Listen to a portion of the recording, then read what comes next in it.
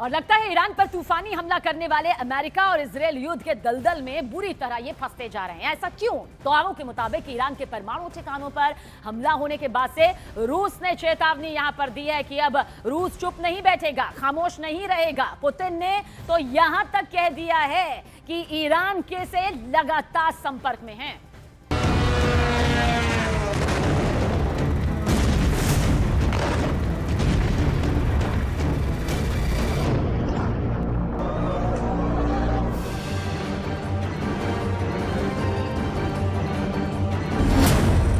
परमाणु ठिकाने पर बड़ा हमला, 1500 मिसाइलों से ईरानी कोहराम।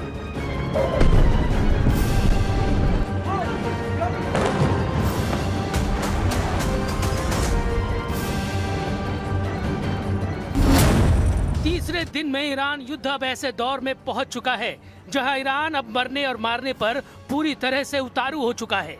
जहां पहले राउंड में अमेरिका और इजराइल ने एक तरफा हमले करके सुप्रीम लीडर अली खamenei समेत 48 से ज्यादा टॉप लीडर्स और कमांडर्स को मार डाला, तो वहीं अब ईरान ने पिछले 3 दिनों में 1000 मिसाइल और ड्रोन से इजराइल और पश्चिमी एशिया में फैले अमेरिका के दर्जनों सैन्य अड्डों पर भीषण हमले किए हैं। हालात ये हो गए हैं कि राष्ट्रपति ट्रंप भी ये मानने को मजबूर हो गए हैं कि युद्ध 2 हफ्ते से ज्यादा चल सकता है।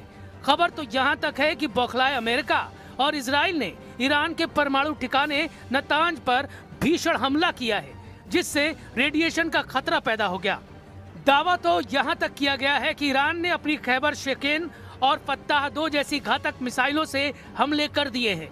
इजराइल की राजधानी तेल अवीव में 40 से ज्यादा इमारतों को ईरान ने अपने मिसाइल और ड्रोन हमलों से उड़ा दिया।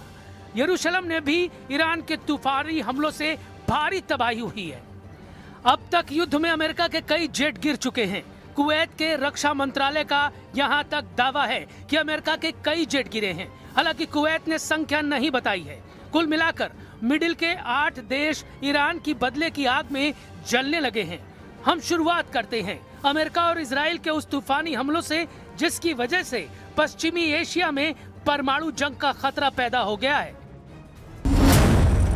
ईरान के परमाणु ठिकाने पर हमला, नेतन्याहू के दफ्तर पर निशाना। 28 फरवरी 2026 को शुरू हुए ऑपरेशन एपिक फ्यूरी और ऑपरेशन रोरिंग लॉयन में ईरान ने तांडव मचा रखा है। रॉयटर्स के हवाले से खबर आ रही है कि अभी तक ईरान में 255 से ज्यादा लोग मारे जा चुके हैं। तेहरान के पश्चिमी इलाके में सबसे ज्यादा अमेरिका और इजराइल ने हमले किए। खबर तो यहाँ तक है कि इजराइल और अमेरिका ने ईरान के नतांज परमाणु ठिकाने पर भीषण हवाई हमला किया है। रेडिएशन की चेतावनी देते हुए ईरान ने दावा किया है कि इजराइल के हमले से पूरे इलाके में परमाणु रेडिएशन किसी भी वक्त शुरू हो सकता है। पिछले 72 घंटे में दोनों तरफ से हजारों मिसाइल, बम और ड्रोन एक दूसरे पर दागे जा चुके हैं। जरा ये आंकड़े देखिए। पिछले 72 घंटों में अमेरिका और इजराइल ने ईरान के भीतर 2500 से अधिक ठिकानों पर बमबारी की है। पहले 24 घंटों की रिपोर्टों के अनुसार केवल पहले दिन अमेरिका ने 900 और इजराइल ने लगभग 1200 हवाई हमले किए हैं।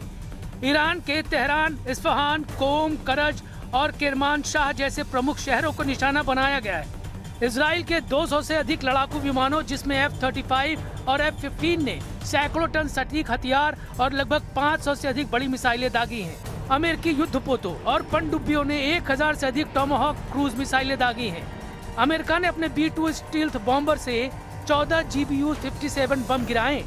ये दुनिया के सबसे बड़े बम हैं जो जमीन के नीचे गहराई में बनी परमाणु सुविधाओं जैसे फोर्डो और नतांज को तबाह करने के लिए उपयोग किए गए हैं। दावा तो यहाँ तक किया गया है कि ईरान के परमाणु ठिकाने नतांज पर अमेरिका के हमलों से भारी नुकसान हुआ है। Trump has all the latitude in the world to talk about how long it may or may not take. 4 weeks, 2 weeks, 6 weeks. It could move up, it could move back. We're going to execute at his command the objectives we've set out to achieve. And what he has shown an ability to do that other presidents can't quite seem to have the aperture to do, well, I mean, Joe Biden didn't even know what he was doing, is to look for opportunities and off-ramps and escalations for the United States that creates new opportunities to execute what we need on our own time. Iran का तूफानी पलटवार, खौफ में Trump, 4 हफ्ते चलेगा युद्ध। दूसरी तरफ ईरान ने भी इजराइल और अमेरिका के सैन्य अड्डों पर तूफानी हमले किए हैं। कतर, बहरीन, कुवैत, सऊदी अरब, यूएई, साइप्रस और तुर्की में आज ईरान ने इतने तूफानी हमले किए हैं जिन्हें देखकर राष्ट्रपति ट्रंप बुरी तरह से बौखला गए हैं। ट्रंप ने माना कि ये जंग 2 हफ्ते से लेकर 4 हफ्ते तक चल सकती है। हैरानी की बात तो ये है कि जिस ईरान को पहले राउंड के हमलों में हराने का दावा कर रहे थे, वो अब लंबे युद्ध का अनुमान लगाने लगे हैं।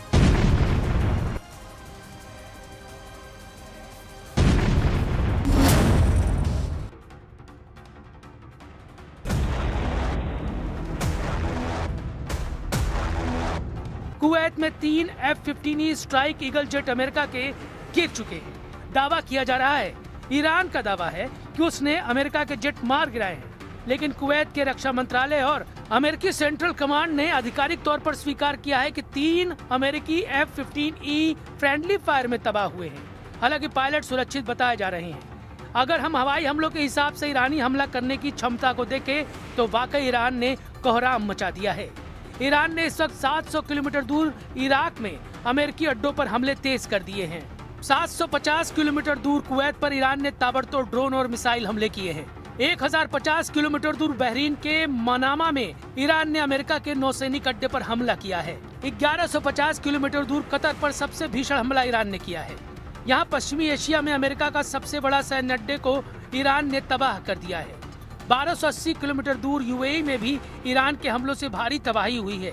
1300 किलोमीटर दूर सऊदी अरब की आरामको तेल कंपनी पर ईरान ने तूफानी हमला किया है। इससे सबसे बड़ी रास तनूरा रिफाइनरी को भीषण नुकसान हुआ है। 1460 किलोमीटर दूर जॉर्डन में भी ईरान के हमले से भारी नुकसान हुआ है। 1500 किलोमीटर दूर ओमान में ईरान ने अमेरिकी ठिकाने पर ड्रोन से हमला किया है। अगर बात करें इजराइल की तो ईरान ने 1550 किलोमीटर दूर इजराइल के कम से कम 6 शहरों पर तूफानी हमले किए हैं। अकेले राजधानी तेल अवीव की 40 इमारतों को ईरान ने ध्वस्त कर दिया है, जबकि 1750 किलोमीटर दूर साइप्रस में फ्रांस के अड्डे पर भी ईरान ने मिसाइलों से हमले किए हैं। कुल मिलाकर ईरान ने साबित कर दिया है कि भले ही अमेरिका और इजराइल ने उसका ऐतिहासिक नुकसान किया है, लेकिन ईरान आखिरी दम तक मुकाबला करेगा।